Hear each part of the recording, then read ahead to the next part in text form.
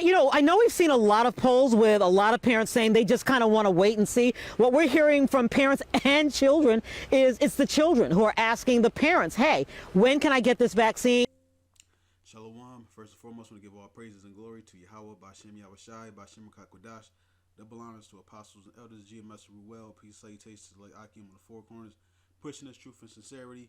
Peace be unto you. Shalom. It was back in May that Moderna requested of the government the opportunity to start testing children between the ages of 6 months and 11 years old and start figuring out whether the children should be getting the vaccine. Here at Henry Ford today, we saw the first children getting the jab. All 4 kids pop up here. Long, tedious medical trials start with a full workup. An hour later, they break out the vaccines. Alston and Avery are 6, Jacob is 9, brother Adrian is 8, all the patient adopted children of Misty Rice and Jill Hartwig of Rochester Hills. Now, the title talks about Jake children. If you were a little seasoned in this thing, you might be thinking the same thing I'm thinking about those kids. I'm not about to say it. But if you season, you know what I'm thinking. But we'll just say Jake children for now. And notice that it's lesbian women that's doing this. You got 2 white Edomite lesbian women that's taking Jake children to get experimented on. Now I want to go take a trip down memory lane and bring up the Hart family. Here on the screen, you see this, again, another white lesbian couple that adopted some Jake children. Now let's see how this turned out.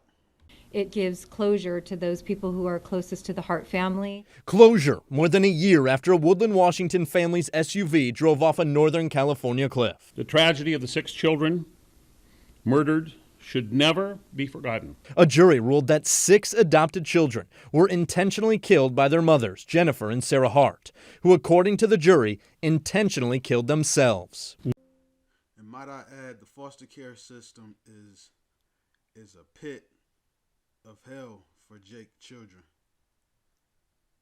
I was foster care myself, speaking from personal experience. I've been adopted by Edomite couples. I've been adopted by Jake couples. Edomite, they did not give a damn, and not to let Jake off the hook, because you got some terrible foster parents that are Jakes. But my personal experience was the Edomites, they didn't give 2 shits about you at all. They didn't care if I was Jake or other Edomite foster children they had. They gave you the absolute bare minimum. They were looking just for a check. And this is why we need Yahushai. This is why we need the law, statutes, commandments. We have to have that new covenant written within our heart. Because this doesn't make any type of sense at all.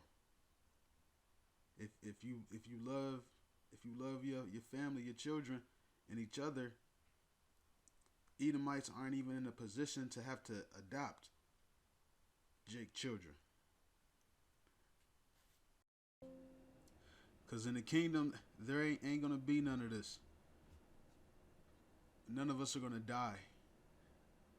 We're not going to have to worry about adopting one of our relatives because somebody done died in our family. We're going to be perfect. And this is what we're waiting for. This is what we want, that rest. But right now, it's not our rest. Here it is, you got this experimental shot that you got Edomites given to our children. Edomite lesbians killing Jake children. All of this is part of the curses.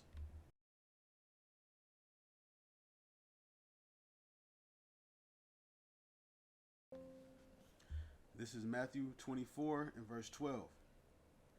And this, Salakia, Matthew 24 and verse 12. And because iniquity shall abound, the love of many shall wax cold. Iniquity is lawlessness. Iniquity is what caused us to go off while we're in this captivity, not keeping this covenant. In the love of many wax cold, you don't mind seeing, your own family member go into captivity under Edomites, go on in the foster care system, where they're known sex trafficking our children. This is unlawful. The children are being hurt. The children are being hurt. Children are being hurt. We pretend we're helping, but protecting children, but we're not. We're hurting them. They are getting raped, beaten, and murdered and trafficked in foster care. I ask you, where is the justice when no one is getting fair trials? I ask you, this is not about child protection. This is not about child safety. This is about federal funding. This is about abuse of power. You see this? This is a woman that is fighting, that never stopped fighting for children home. I want America, Sierra, Isaiah, Dominic, Ethan, and Xavier. I want them. In this little clip that I just showed, you can see that there's protest about how wicked this foster care system is.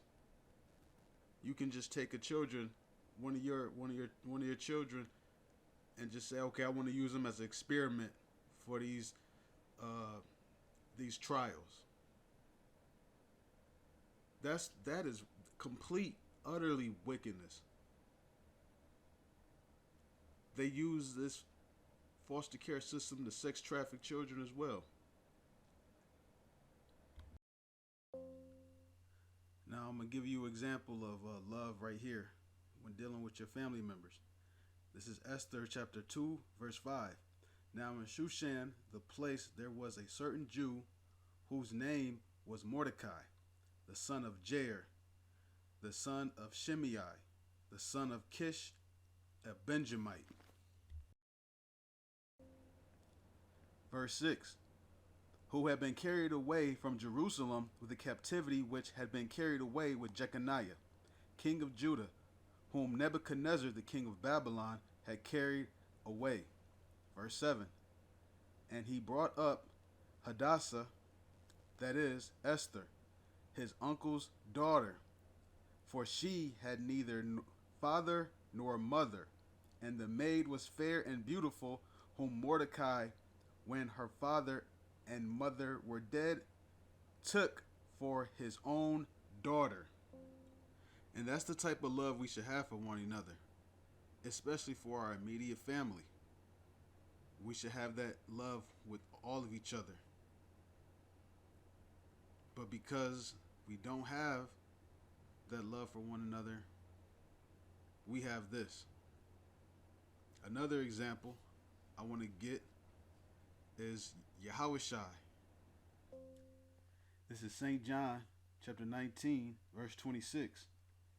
When Yahushua therefore saw his mother and the disciple standing by whom he loved, he saith unto his mother, Woman, behold thy son.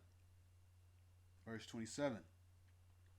Then saith he to the disciple, Behold thy mother. And from that hour that disciple took her unto his own home. And that's an example of love right there. She didn't have anybody to go to. The scripture doesn't talk about what happened with Joseph, but whatever happened, he wasn't in a position to take care of his wife like that. I don't want to get into speculations, but just saying that Yahushua had his mother go live with the disciple whom he loved, which was talking about John.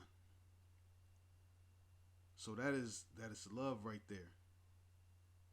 You look out for your family. This whole foster care system, it shouldn't even exist. But because we live in Esau's kingdom, things are operated and done differently.